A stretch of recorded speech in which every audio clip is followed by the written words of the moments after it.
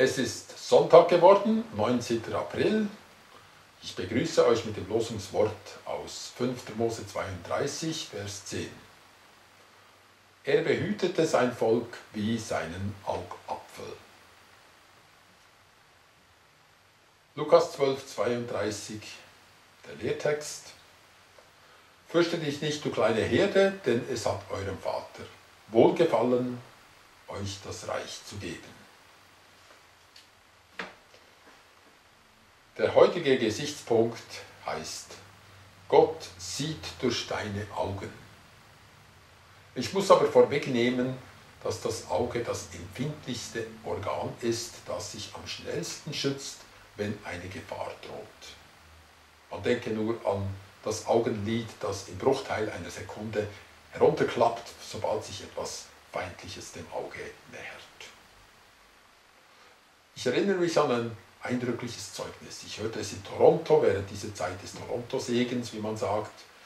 Ein Inka-Häuptling sprach über ein besonderes Erlebnis. Er war aufgeboten zu einer Gebetszusammenkunft mit anderen Fürbittern der Stadt- und Gemeindeleitern, und wie er ins Auto einsteigen will, sieht er, dass sein Sohn und ein anderer Knabe aus dem Quartier sich irgendwie eine Prügelei liefern. Ein Velokabel spielt dabei eine Rolle, es saust durch die Luft und es trifft seinen eigenen Bub direkt ins Auge. Was würde der Vater tun? Er würde sich sofort abmelden, vielleicht nicht einmal, er würde seinen Sohn ins Auto packen, er würde so schnell wie es geht zum Arzt, wenn möglich zum Augenarzt oder in die Augenklinik fahren. Nichts ist so empfindlich wie das menschliche Auge. Aber dieser Mann wusste sofort, dass er zur Gebetsversammlung hingehen soll und dass alles gut werden wird. Die Männer treffen sich, sie beten miteinander eine relativ kurze Zeit für diesen Buben, dann wissen sie, es ist gut. Gott hat eingegriffen. Und sie gehen zu dem über, was sie am liebsten tun, nämlich Gott loben, ihn anbeten. Und es kommt auch dieser Lachsegen auf sie, diese überschäumende Freundlichkeit, von der die ganze Toronto-Bewegung geprägt war. Ich war ja dort mit meiner Frau während einer Woche, wir haben es gesehen. Er kommt dann zurück in sein Haus am Abend und er weiß schon, was er antreffen wird, nämlich einen unversehrten Sohn, und so war es auch. Gott hat auch einen Augenschutzreflex. Sofort, wenn sein Volk in Not ist, angegriffen wird, er behütet es wie seinen Augapfel. Er muss gar nicht überlegen, um es zu tun. Es tut es ihm einfach. Er muss sich nicht dazu durchringen, er muss sich nicht dazu entscheiden. Es ist das Allernächste, das Naheliegendste. Wenn Gott aber seinen Schutz aufgeben muss, was er wirklich nur im allerletzten Moment tun würde und es auch tun musste, zum Beispiel die Wegführung nach Babel, dann schaut er durch die Augen seines Volkes. Es ist wie das Kabel, das ihn ins Auge trifft. Er sieht die babylonischen Belagerungstürme. Er sieht eines Tages, wie die Bresche in die Mauer geschlagen wird. Er sieht, wie die babylonischen Krieger in die Stadt eindringen. Er sieht Gewalt und Gräueltaten von nahe. Er muss es alles erleben und er kann seine Augen nicht schließen. Was den Frauen angetan wird, den Kindern, den Greisen und wie die wehrfähigen Männer weggeschleppt werden.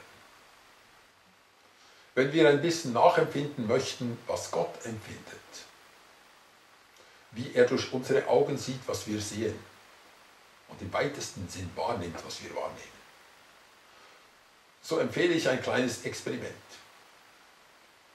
Wir wissen, es wird natürlich nicht erlaubt sein und trotzdem in Gedanken spielen wir es durch. Wir binden als Eltern diesem Kind, Sohn oder Tochter, eine kleine Kamera auf die Stirn und dann wird ein Livestream erfolgen während des ganzen Morgens, während des ersten Tages im Kindergarten, und ihr daheim könnt es auf dem Monitor mitverfolgen. Damit ich es ein bisschen besser noch veranschaulichen kann, habe ich zwar keine Kamera, aber immerhin symbolisch die Augen meines Kindes, durch die ich jetzt diesen Morgen erleben werde. Ich weiß, dass ich jetzt noch ein bisschen strenger aussehe, ich kann es nicht ändern, es ist nicht so gemeint. Itten.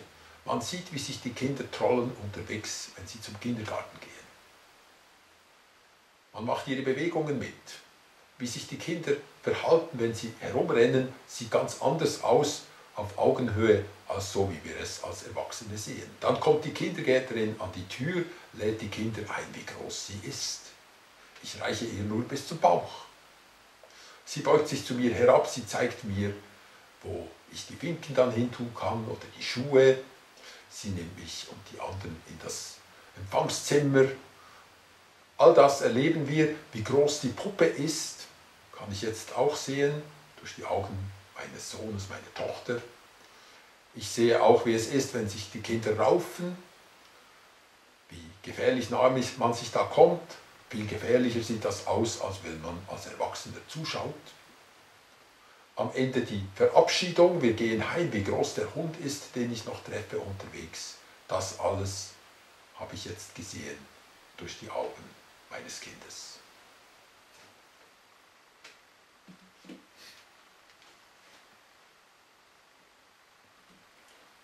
Dass Gott durch die Augen seines Volkes sehen konnte im Alten Testament, wie es schon Mose bezeugt, ist nur eine leise Vorahnung von dem, was sich buchstäblich erfüllen wird, wenn der Vater durch die Augen seines Sohnes dieses Volk besuchen und sehen wird.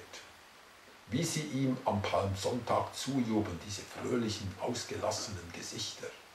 Und er auf Augenhöhe auf dem Esel sitzen, kann so in die Stadt einziehen. Eine Woche darauf oder wenige Tage später Verrat im Garten, die Dunkelheit, die Fackeln, die Fesseln, dann eben der ganze Prozess, die verschiedenen Folterungen. Menschen beugen sich über ihn, um ihn ans Kreuz zu schlagen. Das Kreuz wird aufgerichtet, der Sohn kann heruntersehen auf die Menschen, die da unten stehen und ihn verfluchen, ihn verhöhnen, ihn verachten. Und dann schließen sich diese Augen im Tod. Einiges später wird er durch die Augen von Stephanus sehen, wie die Steine geflogen kommen. Und auch diese Augen sehen nicht mehr viel hinter dem vielen Blut. Auch er wird zu Boden sinken. Und wir können ein bisschen besser verstehen, was es heißt, wenn Gott schon dem Abraham sagt: Ich will segnen, die dich segnen, und die dir fluchen, will ich verfluchen. Weshalb sollte es nicht so sein, wenn Gott mit uns auf Augenhöhe ist? Wenn Gott mit seiner kleinen Herde auf Augenhöhe ist, den ewig Unterlegenen, denen, die nichts Großes vorzuweisen haben als eben ihren Gott. Und wenn man dauernd diesen Gott schlägt, indem man sein Volk schlägt, sollte man nicht nachvollziehen können, wenn dieser Fluch auf sie zurückkommt, wenn sie doch ohnehin schon als große Völker, als große Mächte, als die Mächtigen sich über die Kleinen hermachen. Ja, man versteht, Gott lenkt sein Volk durch die Augen, durch die er blickt. Das ganze Weltgeschehen, die Weltgeschichte ist nichts anderes als dieser Blickwinkel Gottes, der sieht, wie man mit seinem Volk umgeht. Genau das kommt auf die Völker zurück, zum Guten wie zum Schlechten. So wird die Weltgeschichte geleitet, durch die Augen eines Gottes, der durch sein Volk blickt. Aber dann ändert sich die Perspektive noch kurz, wenn Jesus sagt: Jetzt erlaube ich auch euch durch Gottes Augen zu schauen. Wie er durch die euren schaut, so könnt ihr auch durch seine Augen schauen. Schaut dieses Reich, das kommt. Du kleine Herde, schau, was euch geschenkt wird. Schau, was euch vermacht wird, was ihr erben dürft. Am Ende dieses dunklen Tales, wenn euch der Tisch gedeckt wird. Schaut einmal, was Gott für euch alles parat hat. Ein riesiges, ein ewiges, ein unermessliches und wunderschönes Reich. Labt euch an diesem Anblick und dann habt ihr den Mut, den Rest eures Weges zu Ende zu gehen. Mit diesem Blick durch die Augen des Vaters. Ich wünsche euch einen schönen Tag.